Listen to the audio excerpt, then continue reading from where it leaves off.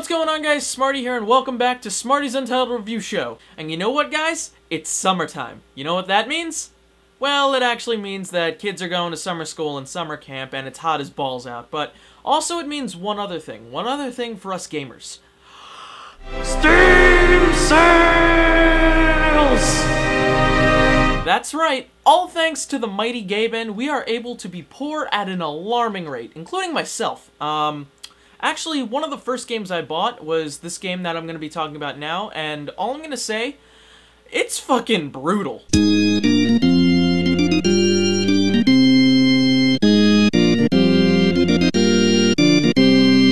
So, Hotline Miami. What's there to really say about this game other than this game screams the 80s? All because of its soundtrack and visuals, you can tell this was based off of gritty Miami Vice films, or even very so much so, a film that just recently came out. This game pays homage to the great film Drive by Nicholas Winding Refn, and I've probably gotten that wrong, but anyway, that doesn't matter. So much so that the head developer actually gave a nod to Nicholas Winding Refn in the credits itself. How can I start this off? I got it. This game actually can be summed up in one quote, and the quote is from the film A Clockwork Orange. It sharpens you up for a bit of the old ultraviolence. And by that, I mean this game is fucking violent. Like, really, really fucking violent.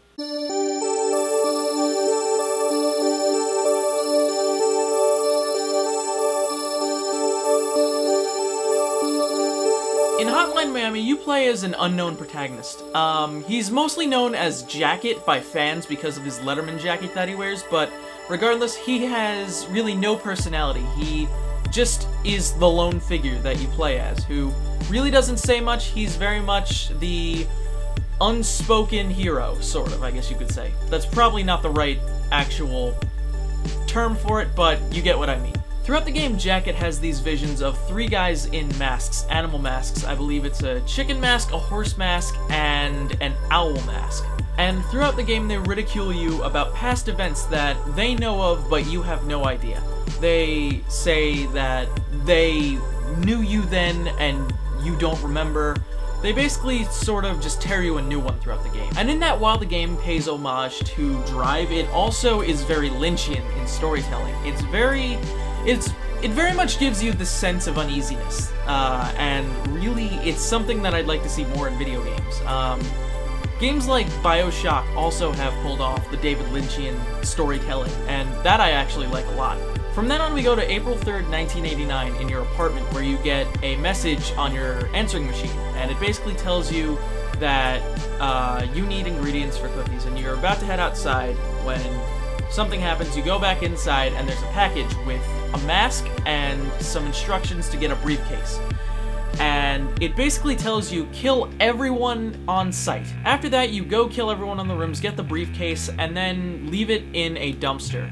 After that first task, you then proceed to get more tasks, like you get multiple jobs to kill other people, but they're worded in such a way where it implies that you're gonna kill someone, but it's sort of harmless in a way. Like, one of the examples is, can you go do some laundry for me and don't forget to make sure all the dirty laundry is cleansed, or something like that. I can't remember the exact details, but it does something like that. Or, can you watch the kids for me and make sure they have a stern talking to?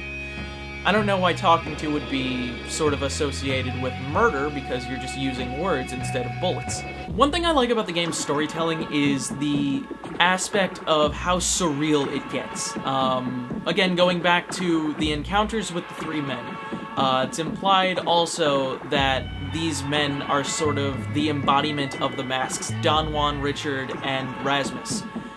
Those are the three masks you get at first, and they sort of have their own little perks, but as time goes on, the hallucinations get more surreal and very crazy at times. I like that they sort of use them as soul embodiments and just sort of gave them their own personality. The gameplay is a top-down 2D shooter, and what I love about it is mainly how difficult it is. And I know that's a weird saying, like it sounds like I'm a glutton for punishment, but hang on, let me explain. What the game does right, and what I love about it, is it shows that the player is no more resilient than the enemy. So you can die in one hit, much like how you kill an enemy in one hit, and you're done for the round, and you have to restart the level. And while that is difficult, it allows you to sort of plan out your attacks and realize, hey, this is just a normal guy. This is a normal guy. He's not like Duke Nukem, he's not Master Chief, he's no super soldier that will run in and shoot everything. You have to plan out your own attacks and make sure you're gonna fucking live throughout this entire event. Hotline Miami is also broken down into several chapters, which are broken down also into multiple stages.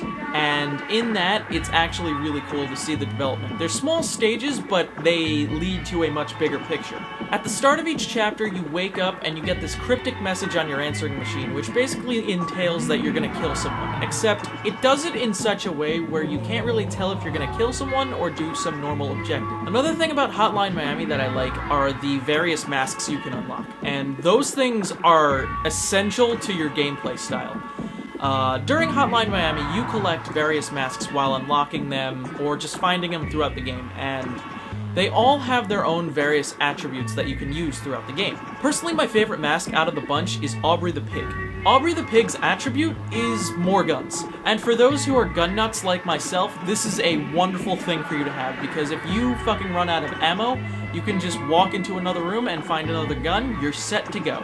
Also, it's fun to see how things play out with a gun as opposed to like a crowbar or a pipe or something of that nature, because when you're playing with a gun, all you need to do is fire once and everyone comes towards you, and then you just have a hallway massacre. That was probably the most fun discovery for me about that game, is because you could just fire once and then everyone hears the gunshot, follows you into the one room, and you just kill everyone. Now, the one thing that really hooked me into Hotline Miami as a whole was the presentation of the game. The visuals in Hotline Miami are fucking fantastic. Like, I cannot describe how well the color scheme works with the gritty 80s feel of the game.